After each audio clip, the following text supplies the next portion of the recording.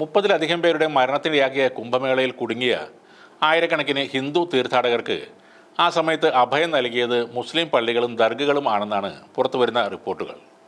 എന്നാൽ ഇത്തരം വാർത്തകൾ പൊതുവെ മൂടിവെക്കാനാണ് പലരും ശ്രമിക്കുന്നത്.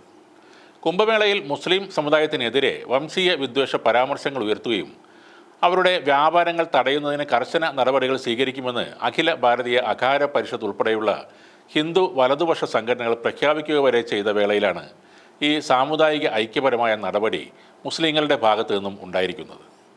ഹിന്ദു സമുദായത്തിലെ ആളുകളോട് അവരുടെ സമുദായത്തിലെ കച്ചവടക്കാരിൽ നിന്ന് മാത്രമേ സാധനങ്ങൾ വാങ്ങാവൂ എന്നും സനാതന വിഭാഗത്തിൽപ്പെട്ടവരല്ലാത്ത ആരെങ്കിലും കച്ചവടം നടത്തുന്നതായി കണ്ടെത്തിയാൽ അധികാരികളെയോ സംഘടനയെയോ അറിയിക്കണമെന്നും ഹിന്ദുത്വവാദികൾ പറഞ്ഞിരുന്നു.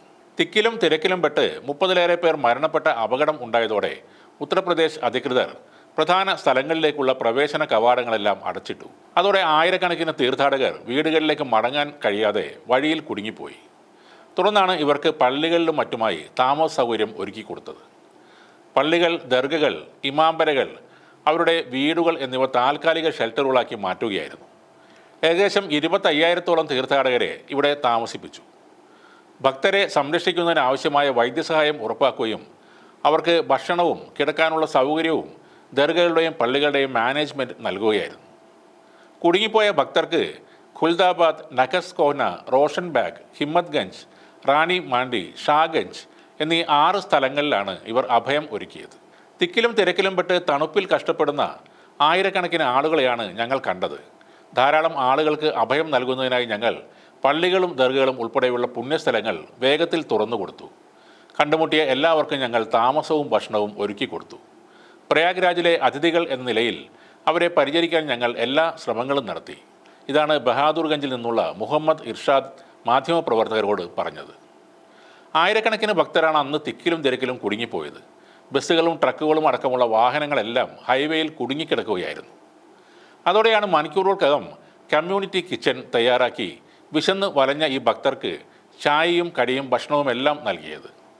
പള്ളികളിലും വീടുകളിലും സ്ത്രീകൾക്കും കുട്ടികൾക്കുമാണ് താമസത്തിന് പ്രാഥമിക പരിഗണന നൽകിയത്. കമ്മ്യൂണിറ്റി ഹാളുകളിലും മദ്രസകളിലും ഷിഫ്റ്റ് അടിസ്ഥാനത്തിലാണ് ഉറങ്ങാൻ സൗകര്യമൊരുക്കിയത്. പ്രദേശവാസികൾ റോഡ് സൈഡിൽ കൗണ്ടറുകൾ തുറന്ന് വെള്ളവും ബിസ്ക്കറ്റും ബ്ലാങ്കറ്റുകളും വിതരണം ചെയ്തിരുന്നു. ഞങ്ങളുടെ സഹപൗരന്മാരുടെ വിഷമം മനസ്സിലാക്കുകയും അവരുടെ കൂടെ നിൽക്കുകയും ചെയ്യുക എന്നതായിരുന്നു ഞങ്ങൾ ചെയ്തത്. ഇത് നഖാസ്-കോഹ്നയിലെ പ്രൈമറി സ്കൂൾ അധ്യാപകനായ റാസ അബ്ബാസ് പറഞ്ഞതാണ്. ചരിത്രപരമായി കുംഭമേള ഹിന്ദു മുസ്ലിം സൗഹൃദത്തിൻ്റെ വേദികളായിരുന്നു. മുസ്ലിങ്ങളായ ബോട്ടുകാരും കരകൗശല വസ്തുവിൽപ്പനക്കാരുമെല്ലാം കുംഭമേളയ്ക്ക് എത്താറുണ്ടായിരുന്നു. എന്നാൽ ഇത്തവണ കാര്യങ്ങൾ വ്യത്യസ്തമായിരുന്നു. കുംഭമേളയിൽ മുസ്ലിം കച്ചവടക്കാരെ ബഹിഷ്കരിക്കാൻ ഹിന്ദുത്വ സംഘടനകൾ ആഹ്വാനം ചെയ്തു. നിരവധി മുസ്ലിം വ്യാപാരികൾക്ക് പ്രവേശനത്തിന് അനുമതി നിഷേധിച്ചു. കച്ചവടം ചെയ്യാൻ ശ്രമിച്ചവരെ അധിക്ഷേപിക്കുന്ന സംഭവങ്ങളും അവിടെ ഉണ്ടായിരുന്നു. കുംഭമേളയിൽ ഇത്തവണ ഞങ്ങൾക്ക് ക്ഷണമുണ്ടായിരുന്നില്ല. എങ്കിലും ഒരു പ്രതിസന്ധി ഉണ്ടായപ്പോൾ ഞങ്ങൾ രംഗത്തിറങ്ങി. ഞങ്ങളുടെ ചുറ്റുമുള്ളവരുടെ വിഷമം കാണാതിരിക്കാൻ കഴിയില്ലായിരുന്നു. സഹായിക്കേണ്ടത് ഞങ്ങളുടെ കടമയാണ് എന്നും പ്രദേശത്തെ ബിസിനസ്സുകാരനായ മഹമ്മൂദ് സായിദ് പറഞ്ഞു. ചൗക്കിലെ ജുമാ മസ്ജിദിൽ ഒരു കൂട്ടം യുവാക്കൾ ഒരു മെഡിക്കൽ എയ്ഡ് പോസ്റ്റും തുടങ്ങിയിരുന്നു. പരിക്കേറ്റ ഭക്തർക്ക് ഇവിടെ സൗജന്യമായി അവർ ചികിത്സ നൽകി.